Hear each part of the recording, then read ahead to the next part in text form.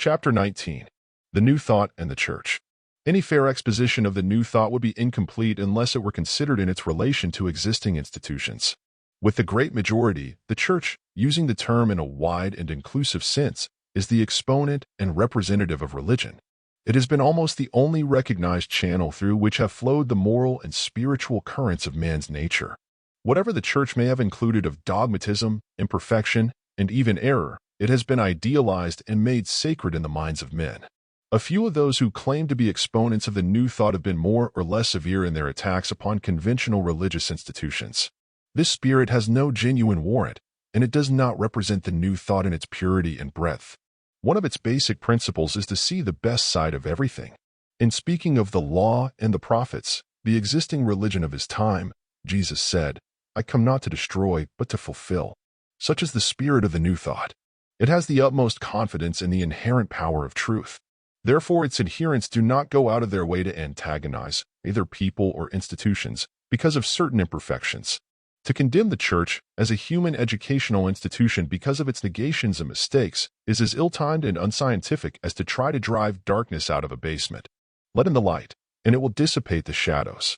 Whatever the fault of formal creeds and doctrines, the ideals of the Church are mainly right. It is not to be destroyed or superseded, but spiritualized, purified, and illumined. During the coming spiritual dispensation of the 20th century, it is to arise from dead works and regain that primitive vitality which so early slipped from its grasp when it became allied with the state and enslaved by dogma. The New Thought is not distinctively a new religion or a new healing system. It is a new life, all-inclusive.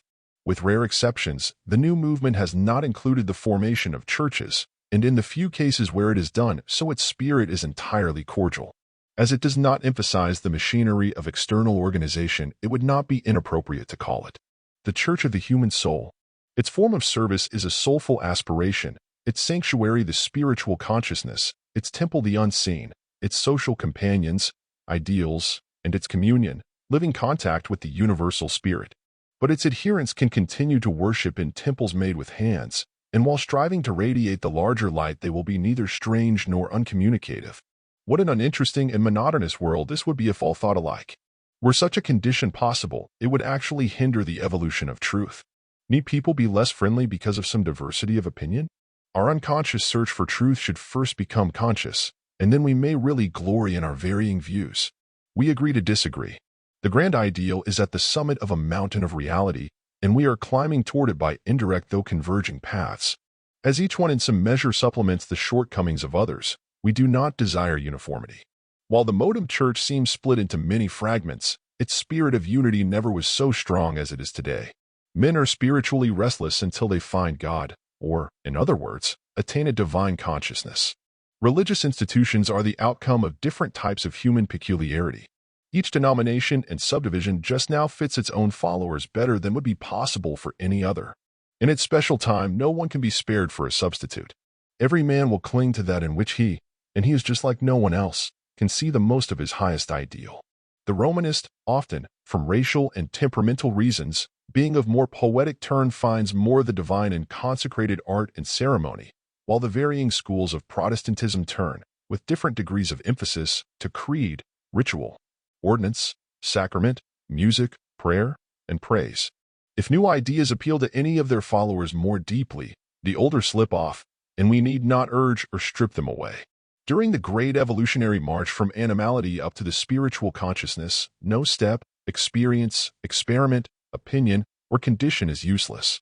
There are no sudden, shortcuts in development, and every chasm must be bridged by gradual processes.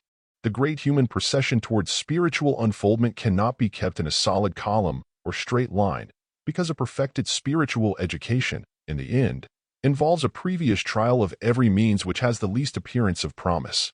While the New Thought naturally places a lessening emphasis upon all intellectual, external, and formal systems of religion, it can, with the utmost consistency, cultivate a oneness of spirit and love toward all. Superficial differences are not much heeded, because its transactions, spiritual processes, and ideals are below the surface. The spirit of the New Thought is now so diffused in the general religious atmosphere that it is unconsciously woven into sermons, books, and moral essays. It comes, without observation, Churches need not change their names in order to modify gradually their doctrines and beliefs. Perhaps not many of their adherents will avowedly identify themselves with the New Thought movement, and that may be just as well names or nothing. But this modem spiritual uplift is so subtle and penetrative that it will sweep through dry and formal systems and give them new vitality. Where the spirit has been quenched and a drought has prevailed in human consciousness, there will come streams of refreshing, and sorrow and sighing shall flee away. The church of today must be baptized again with the power which manifested itself during its pristine glory. Not that it can go back to the old forms externally, but with the advance in knowledge and scientific development of nearly 2,000 years, it can kindle an intelligent faith which will be broader and even more potent than that of the ancient time. The signs which shall follow them that believe will not be wanting, and the promise of greater works will prove to be well-founded. Then will the church arise and shine. End of chapter.